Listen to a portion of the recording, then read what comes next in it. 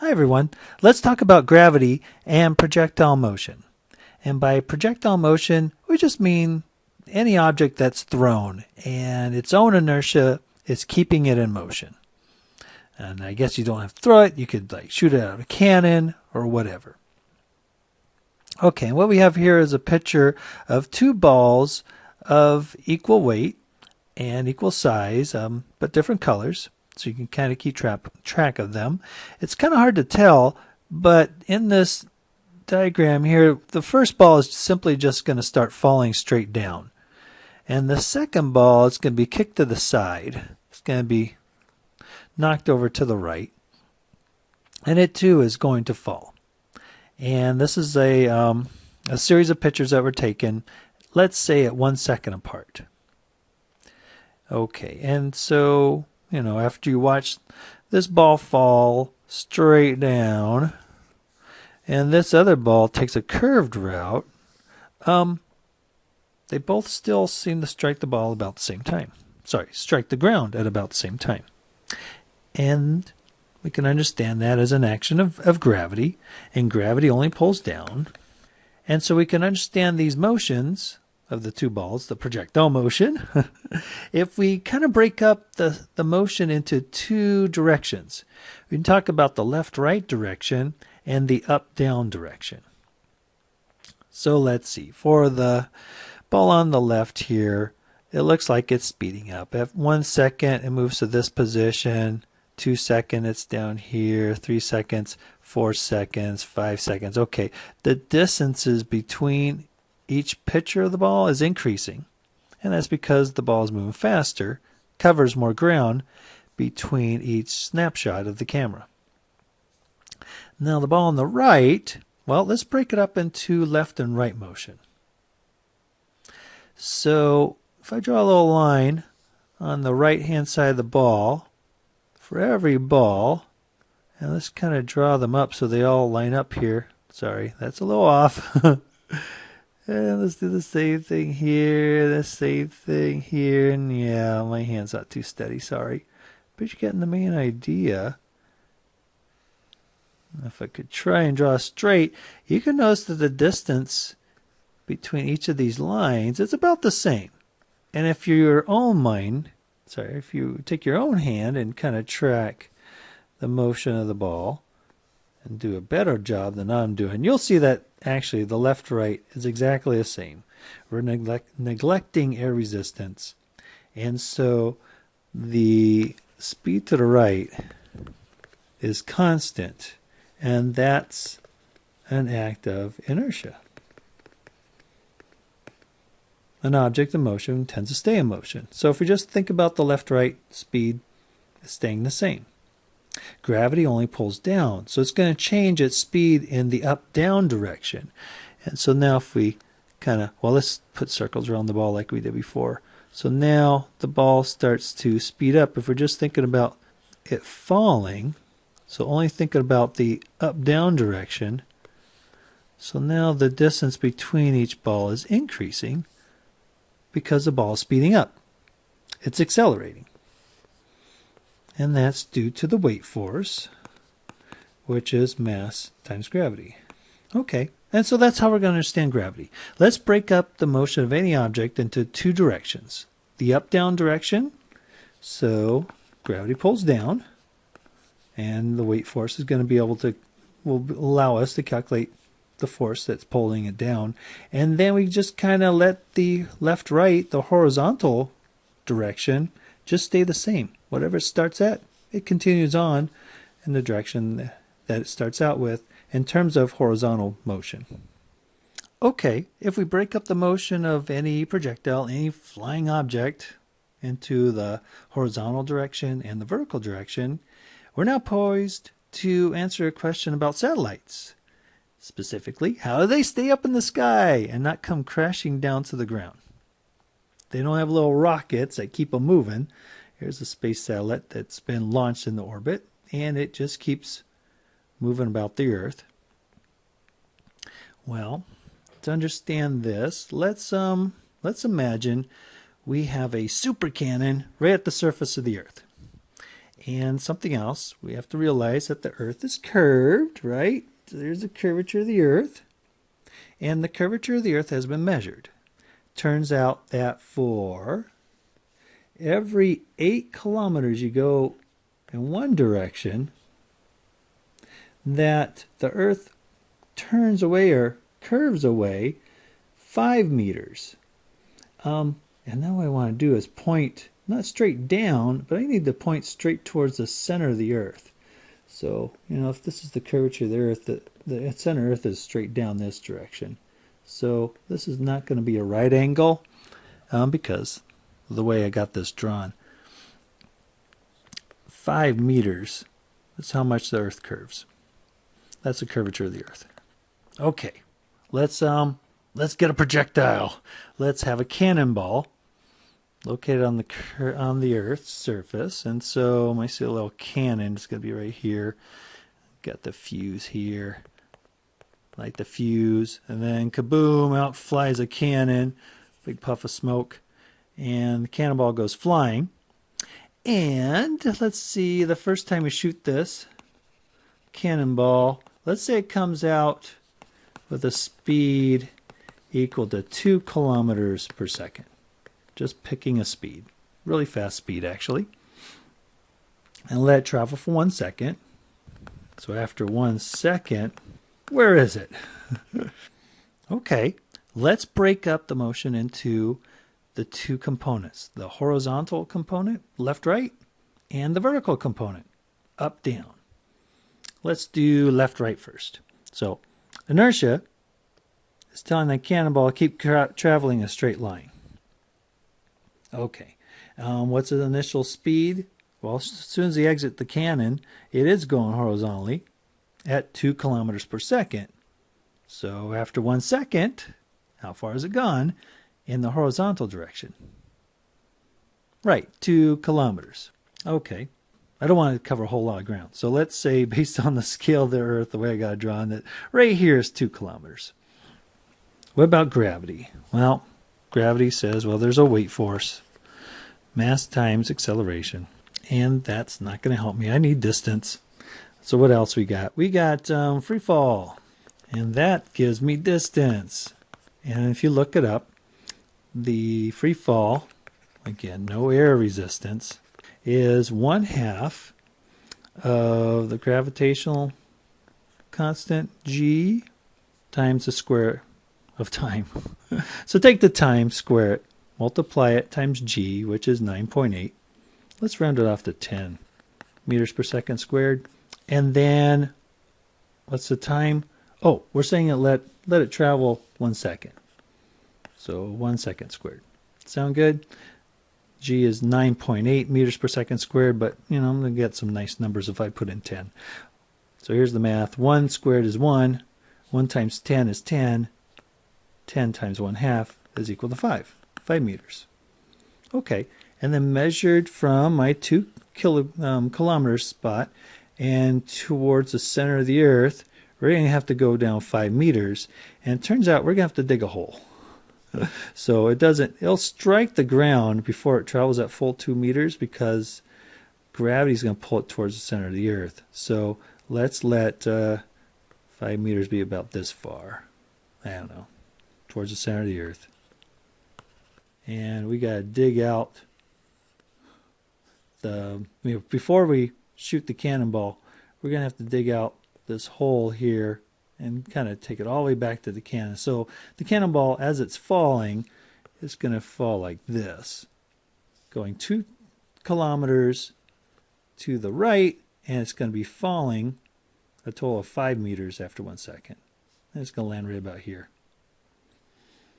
Okay, let's fire that cannonball again, but go at 4 kilometers per second. Okay, same idea. It's going to travel for 4 kilometers. And it's going to fall after 1 second, right? Let it travel for 1 second. It goes 4 kilometers. And then it's also going to fall 5 meters. And we'll have to dig another hole. So it keeps traveling. And that's what it's going to do. It's going to follow a path like that's an ugly parabola, but a curved flight. or it's trying to go 4 kilometers to the right, at the same time falling 5 meters. Okay, finally, let's shoot that cannon at 8 kilometers per second. Okay, the cannonball flies out, travels 8 kilometers in that 1 second, and again it's going to fall 5 meters towards the center of the Earth. But it turns out that matches the curvature of the Earth.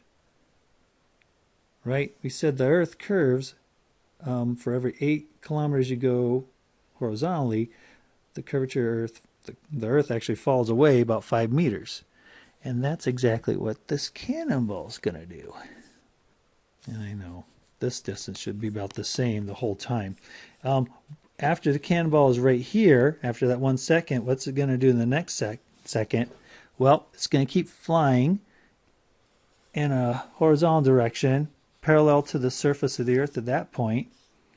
And it's going to go another 8 kilometers in that second, in that next second. And then again it'll fall towards the center of the Earth, where the center of the Earth is, another 5 meters. And it should just follow that curved path like this. And I know my drawing isn't too good, but here's the idea, is that because the cannonball is traveling at speed that matches the curvature of the Earth, even though it's falling, it's never going to actually strike the Earth because it's traveling too fast in a horizontal direction, and gravity pulls it just a little bit, 5 meters for every 8 kilometers, and it just matches the curvature of the Earth. So this cannonball is literally falling around the Earth. And as long as there's no air resistance, its own inertia is going to keep that cannonball traveling 8 kilometers per second along a horizontal direction, and gravity is going to keep pulling at it, pulling it back in 5 meters in that 1 second. And essentially, it's just going to keep falling around the Earth continuously, forever, unless another force acts on it. Okay, so that's how satellites stay in orbit. They launch these satellites very high up above the Earth, above the atmosphere, essentially, so there's no air resistance. And the space shuttle, whatever, or rocket, whatever, is going to start propelling it in a horizontal direction, and it literally just falls around the Earth forever. Okay, Isaac Newton came along here and gave us the law of universal gravitation. And this states that an object attracts another object with a force proportional to the product of their masses. Well, product in this means multiply. So multiply their masses together. And the bigger the masses, the stronger the force, directly proportional. But the force is actually inversely proportional to the square of their distance. And we're going to measure the distance from the centers of each object. And so the farther apart they are, the weaker the gravitational force, the gravitational attraction between those two objects. Now, it turns out that gravity is fairly weak unless you have a really, really large object like the Earth.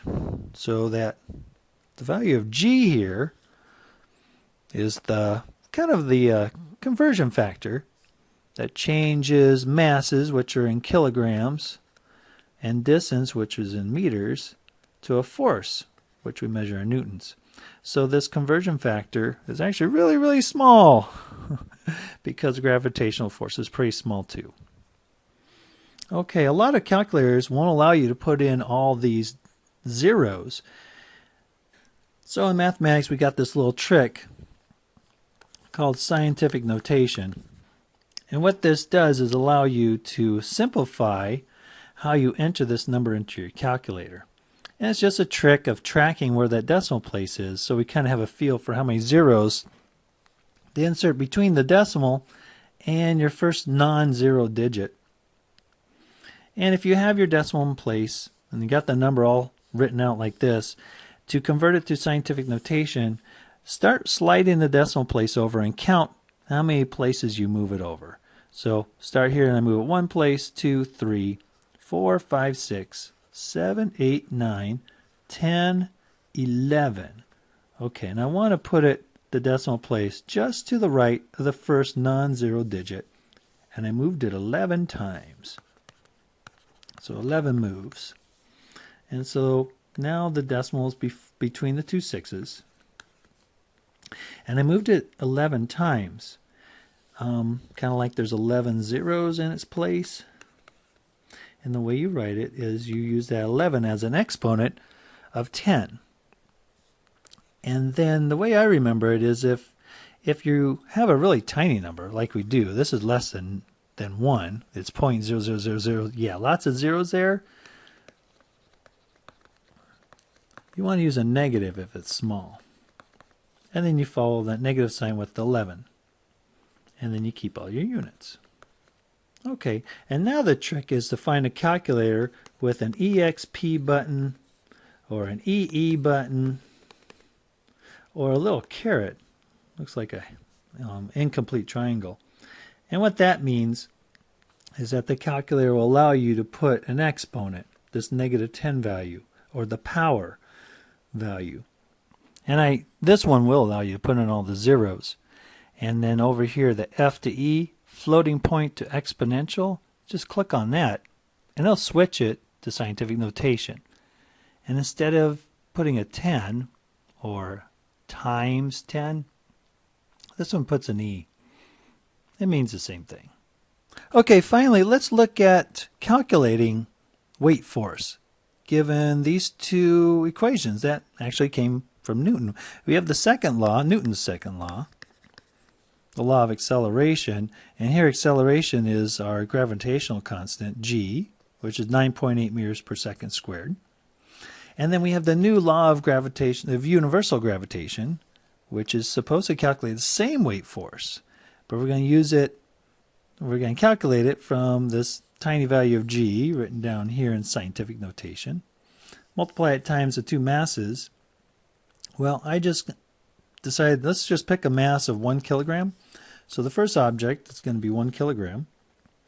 In the universal gravitational equation, the second object is going to be the Earth. And the estimate on the mass of the Earth is 6 times 10 to the 24. So take a 6 and follow it with 24 zeros. This is a positive number, which means you're going to get a really huge number. Right? The Earth's really big, very massive. And then the distance between the two objects, well, I didn't decide how big this 1 kilogram object is, but it's going to be pretty small relative to the size of the Earth, which, in scientific notation, is 6.4 times 10 to the 6 meters. So I got all the zeros written out over here, 6.4, and now if we, since this is a positive 6, we're going to slide the decimal place over this way to make the number bigger. 1, 2, 3, 4, 5, 6. And so it turns out that 6.4 times 10 to the 6 is equal to 6,400,000 meters. Okay, now it's time for a little fun with math. The easy way of calculating the weight force is just mass times the gravitational constant. It's a 1 kilogram object times 9.8 meters per second squared.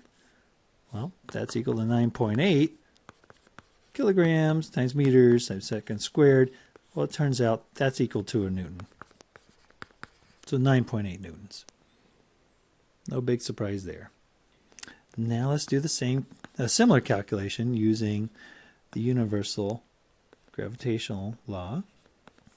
And we put in these really crazy numbers. G, well, let's use the scientific notation. That'll be a little easier to write. 6.67 times 10 to the minus 11. And, I should have put in the units. Newtons, meters squared, kilograms squared. That's my value of G. The first object is a kilogram. Second object is the Earth. 6.10 to the 24 kilograms. And we're going to divide that by the radius of the Earth, which is, I don't know, want to keep using scientific notation? We can. 6.4 times 10 to the 6 meters But now we're going to square that whole thing. Let's take care of the units. And then we'll take care of all those scientific notation numbers. Kilograms. Up on top we got kilograms times kilograms, which equals kilograms squared. And over here we divide by kilograms squared. So they all cancel out. That's nice. On the bottom we're squaring the distance, so you get meters squared. That's going to cancel this meters squared. They're gone. So we're left with just newtons. Let's see. You know what I want to do first is actually put the distance squared into the calculator. So 6.4. And now I need to do the times 10. On this calculator it's EXP. EXP means times 10. And so now E plus, that's the calculator's way of saying, hey, I got the x10 in there. Tell me what the exponent is. That's a 6. Okay, so there's scientific notation for 6.4 times 10 to the 6 power. And I need to square that. So where's the square button? Oh, there it is. So square it. Ooh, so there it goes. It took it out of scientific notation. A lot of zeros there. If you want to put it back in, just hit the F the E button. There it is. I don't know, your choice. If you like all the zeros, keep them. Let's put that in memory. M plus. Clear the screen. And now let's work on the numerator. 6.67. Now times 10. So the EXP button. And now we want to do 11, but make it negative. So don't use a minus sign. That's subtraction. Find the change of sign symbol. Here we go. Plus minus. Good. Okay. There's my value of capital G. Multiply it times 6 times 10 to the 24. So multiply times 6 EXP 24. And so now the numerator equals that big number. Okay, and now let's divide it by, here's the divided by, what we put in the memory recall. It equals, cool, 9.77. Let's round that off to 9.8. Ooh, I like it when it works. There we go. So either way, either Newton's second law, the force on the weight force of a 1 kilogram object is 9.8 newtons, or by the law of universal gravitation, a lot harder calculation, you get the same result, 9.8 newtons for a 1 kilogram object sitting on the surface of the earth. All right, thanks for watching.